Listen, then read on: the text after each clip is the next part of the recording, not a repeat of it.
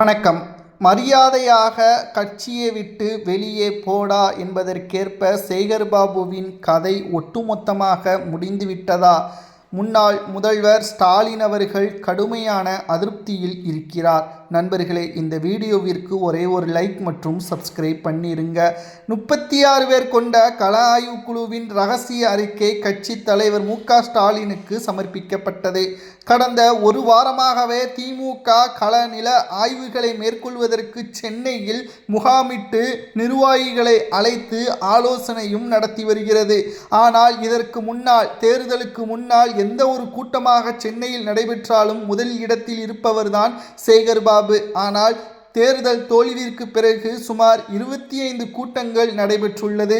அதில் முக்கியத்துவம் கொடுக்கப்படாமல் ஓரத்திலோ அல்லது அழைக்கப்படாமலோ சேகர்பாபு இருக்கிறார். திமுகவின் தலைவர் ஸ்டாலின் அவர்களுக்கு மிகப்பெரிய ஒரு கோபம் என்னவென்றால், சென்னை முழுவதும் தனது கட்டுப்பாட்டில் இருக்கிறது, எந்த ஒரு இடத்திலும் தோல்வியே கிடையாது என்று சேகர்பாபு ஸ்டாலினிடம் கூறியதுதான் நம்பிக்கையை இழக்க வைத்துவிட்டார். கொளத்தூர் தொகுதியில் திமுகவின் எம்எல்ஏ பரந்தாமன் அவர்கள், தலைவரை இந்த இடத்தில் போட்டியிடாதீர்கள், கள நிலவரம் மோசமாக இருக்கிறது என்று தேர்தலுக்கு முன்பாக பேசியிருந்தார். ஆனால் சேகர்பாபுவின் பேச்சை கேட்டு ஸ்டாலின் அவர்கள் அதே தொகுதியில் போட்டியிட்டார். இது தேர்தலில் மிகப்பெரிய ஒரு முதல் சுற்றிலிருந்தே திமுகவின் தலைவர் ஸ்டாலின் அவர்களுக்கு தோல்வியே தழுவியது. சட்டசபையில் இன்று வரைக்கும் ஸ்டாலினை வைத்துதான் அரசியலும் நடைபெற்று வருகிறது. இதனால் ஸ்டாலின் அவர்கள் மனதில் மிகப்பெரிய அளவில் சேகர்பாபுவிற்கு எதிரான அனைத்து நடவடிக்கைகளையும், ஒழுங்கு நடவடிக்கைகளையும் மேற்கொள்வதற்கு திட்டம் போட்டுள்ளார். ஆனால் தற்பொழுது சேகர்பாபுவின் பதவியை பறித்தாலோ அல்லது கட்சியிலிருந்து நீக்கினாலோ அது அதிமுகவிற்கும் தாவேகாவிற்கும் சாதகமாக மாறிவிடும். ஆகையால் சேகர்பாபுவை திமுகவிலேயே இருக்க வைத்து அவருக்கு முக்கியமான பதவிகளோ அதிகாரங்களோ வழங்கப்படாமல் அவரே தானாக முன்வந்து ராஜினாமா செய்யும் அளவிற்கான ஏற்பாடுகளை திமுக தலைவர் செய்ய உள்ளதாக தகவல்கள் கிடைக்கப்பெற்றுள்ளது. கடந்த ஒரு வார காலமாக அறிவாலயத்தில் தலைமை கழகத்தில் நடைபெற்ற முக்கியமான ஆலோசனை கூட்டத்தில் மாவட்ட செயலாளர்கள், முன்னாள் அமைச்சருமான சேகர்பாபு முற்றிலுமாக ஓரங்கட்டப்பட்டு கிட்டத்தட்ட அவரே தானாக முன்வந்து வெளியேற வேண்டும் என்பதற்கேற்ப நிர்வாகிகள் அழுத்தமும் கொடுத்து வருகிறார்கள். ஏனென்றால் சேகர்பாபு ஒன்றும் பரம்பரை திமுக காரர் கிடையாது, அதிமுகவில் இருந்து வந்தவர்தான். கிட்டத்தட்ட திமுகவின் நிர்வாகிகளை விடவே அதிமுகவில் இருந்து வந்த சேகர்பாபுவிற்கு அதிக அளவு முக்கியத்துவம் கொடுத்தார், அதிக அளவு அதிகாரங்களையும் கொடுத்தார். சென்னை முழுவதும் 14 தொகுதிகள் முழுவதுமான கட்டுப்பாடு சேகர்பாபுவிற்கு தான் என்று அதிகாரங்களும் கொடுத்தார். ஆனால் தேர்தலில் ஒரே ஒரு தொகுதிகளை மட்டும் கைப்பற்றினார் சேகர்பாபு, அதுவும் துறைமுகம் தொகுதி அவரது தொகுதிதான். தற்பொழுது திமுக சென்னை தனது கோட்டை என்று வரலாற்று சாதனை படைத்து வந்த நிலையில் அதிமுகவின் காலத்திலேயே சென்னை 1-2 தொகுதிகளில்தான் அதிமுக கைப்பற்றும். மீதமுள்ள அனைத்து தொகுதிகளிலும் திமுக தான் கோட்டையாகவே வைத்திருந்தது. ஆனால் இப்பொழுது ஒரு தொகுதியை கைப்பற்றக்கூடிய நிலைமை வந்திருக்கிறது என்றால் அதற்கு சேகர்பாபு அவர்கள் செய்த மிகப்பெரிய ஒரு துரோகம்தான் என்றும் தற்பொழுது அறிவாலயத்தில் பேச ஆரம்பித்து விட்டார்கள். திராவிட முன்னேற்ற கழகத்தை பொறுத்தளவிற்கு மிகப்பெரிய அளவிலான ஒரு தேர்தல் தோல்விற்கு காரணம் சேகர்பாபு, மேயர் பிரியா, செந்தில் பாலாஜி இவர்களது சர்ச்சைகளும் விமர்சனங்களும் அவதூறுகளும் திமுகவின் தலைவர் ஸ்டாலினையே கொளத்தூர் தொகுதியில் தோல்வியடைய வைக்கக்கூடிய நிலைமையும் தள்ளப்பட்டதாக பல்வேறு செய்திகளையும் நம்மால் பார்க்க முடிகிறது. ஏன் இன்று வரைக்கும் கிட்டத்தட்ட சட்டப்பேரவையில் நேரலை துண்டிக்கப்பட்டதாக திமுக கூறுகிறார்கள். ஆனால் ஆபாசமான வார்த்தைகளை திமுகவின் எம்எல்ஏக்கள் பேசியிருக்கிறார்கள்.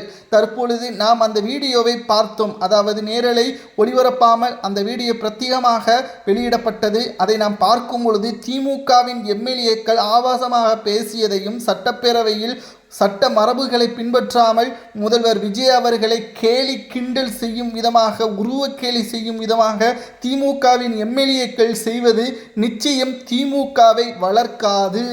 ஏனென்றால் திமுக என்பது மக்களது கட்சியின் வளர்ச்சியை நோக்கி மக்களின் வாழ்வாதாரத்தை உயர்த்துவதற்காக அண்ணா அவர்களால் தொடங்கப்பட்டது. ஆனால் இப்பொழுது திமுகவின் எம்எல்ஏக்கள் உருவகேலி முதல்வரை செய்யக்கூடிய அளவிற்கும் நடிகைகளுடன் முதல்வர் விஜய் அவர்கள் இருந்ததாகவும் தற்பொழுது சட்டசபையில் பேச முடியாமல் ஏதோ முதல்வர் பதவி கிடைத்தது போல அவர் சிக்கிக்கொண்டார் என்பதற்கேற்ப மேடையில் அனிதா ராதாகிருஷ்ணன், முன்னாள் அமைச்சர் அனிதா ராதாகிருஷ்ணன் அவர்கள் மேடையில் பேசியிருப்பதும் சர்ச்சையை ஏற்படுத்தியுள்ளது. கிட்டத்தட்ட திமுக மீண்டும் உள்ளாட்சி தேர்தலிலும் நடைபெறக்கூடிய 6 சட்டமன்ற இடைத்தேர்தலிலும் தோல்வியை தழுவதற்கு இவர்கள்தான் காரணம். ஒரு கட்சி தோல்வி அடைந்து விட்டதா? எதற்கான தோல்வி? மக்கள் நம்மளை புறக்கணித்து விட்டார்கள், அவ்வளவுதான். மக்களை மீண்டும் சமாதானப்படுத்தி மக்களுக்கு தேவையான நலத்திட்ட உதவிகளை ஆளும் கட்சியிடம் இருந்து பெற்றுக் கொடுப்பதுதான் ஒரு கட்சிக்கு அழகு. ஆனால் முதல்வரையோ தாவேகாவின் அமைச்சர்களையோ எம்எல்ஏக்களையோ அவதூறாகவும் உரிமையிலும் ஆபாசமான வார்த்தைகளையும் பேசுவது எந்த விதத்தில் நியாயம்? இது நிச்சயம் மக்களை திமுகவிற்கு இருக்கக்கூடிய கோபத்தை இன்னமும் அதிகரிக்கத்தான் செய்யும். கொளத்தூர் தொகுதியில் மக்கள் ஸ்டாலினை தோல்வியை தழுவ வைத்து விட்டார்கள். அதற்காக அப்பகுதி மக்களை அனிதா ராதாகிருஷ்ணன் அவர்கள் மிகவும் ஆபாசமான முறையில் பேசியதையும் நாம் பார்த்திருக்கிறோம். உங்களுக்கு ஓட்டு போட்டால் நல்லவர்கள், அதுவே தாவேகாவிற்கு ஓட்டு போட்டால் அவர்கள் கெட்டவர்கள், ஆபாசமாக வார்த்தைகளை திட்டக்கூடியவர்களா?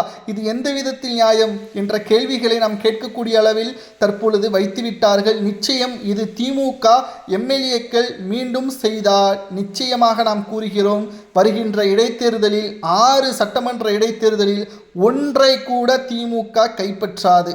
இரண்டாவது, உள்ளாட்சி தேர்தலிலும் ஆபாசமான வார்த்தைகளையோ அல்லது விஜய் அவர்களை தனிப்பட்ட முறையில் அவர்களை தாக்குவதோ நிச்சயமாக மக்கள் அதை ஏற்றுக்கொள்ள மாட்டார்கள். கருத்து ரீதியான கேள்விகளுக்கு கருத்து ரீதியான பதில்களை செய்ய வேண்டும். உருவகேலி செய்து சட்டசபையில் அவமானப்படுத்தும் விதமாக செய்தால் மக்கள் உங்களை அந்த இடத்தில் உருவகேலி செய்ய அனுப்பவில்லை. மக்களுக்கு தேவையான வசதிகளை ஆளும் கட்சியிடம் கேட்டு கருத்தியல் ரீதியான ஆதாரபூர்வமான பிரச்சனைகளை முன்வைத்து அதை பெற்றுத்தருவதுதான் உங்களை எதிர்க்கட்சியாக வைத்திருக்கிறது. அதை பொறுத்துதான் நீங்கள் ஆளும் கட்சியாக வரலாமா, இல்லை எதிர்க்கட்சியாக கூட இருப்பதற்கு கூட நீங்கள் லாய்க்கு இல்லை என்று மக்கள் தீர்மானம் செய்வார்கள். இதைத்தான் முதல்வர் விஜய் அவர்களும் எடப்பாடி பழனிசாமி அவர்களும் கடந்த கால ஆட்சியிலும் செய்தார்கள். ஆனால் திமுக ஆளும் கட்சியாக இருந்தால் ஹீரோவாகவும், எதிர்க்கட்சியாக இருந்தால் வில்லனாகவும் சட்டப்பேரவையில் மறைந்த முன்னாள் முதல்வர் ஜெயலலிதா அவர்களுக்கு ஏற்பட்ட நிலைமையை நாம் கூறினால் நிச்சயம் அது மிகப்பெரிய அளவில் திமுகவின் சுயரூபம். அதனால்தான் கலைஞர் அவர்கள் 10 ஆண்டுகள் முதல்வராக வர முடியாத நிலைமையும் உருவானது. அதே நிலைமையை தற்பொழுது ஸ்டாலின் அவர்களுக்கு வரவைக்க முயற்சி செய்கிறார்கள். நிச்சயம் அது திமுக ஒருபோதும் வெற்றியடையாது. மாஜி அமைச்சர்களையும் திமுகவின் எம்எல்ஏக்களையும் ஸ்டாலின் கட்டுப்படுத்தாமல் இருந்தால் நிச்சயம் தற்பொழுது இருக்கக்கூடிய எதிர்க்கட்சி அந்தஸ்தையும் இழக்க நேரிடும் என்ற தகவலும் தற்பொழுது கிடைக்கப்பெற்றுள்ளது. இதை பற்றி உங்களது கருத்துக்களை கமெண்ட் வாயிலாக கூறுங்கள். சேகர்பாபு, அனிதா ராதாகிருஷ்ணன் இவர்களது செயல்பாடுகள் சரியா தவறா? இவர்கள் மீண்டும் தேர்தலில் போட்டியிட்டால் வெற்றியடைவார்கள் என்பதை கமெண்ட் வாயிலாக கூறுங்கள்.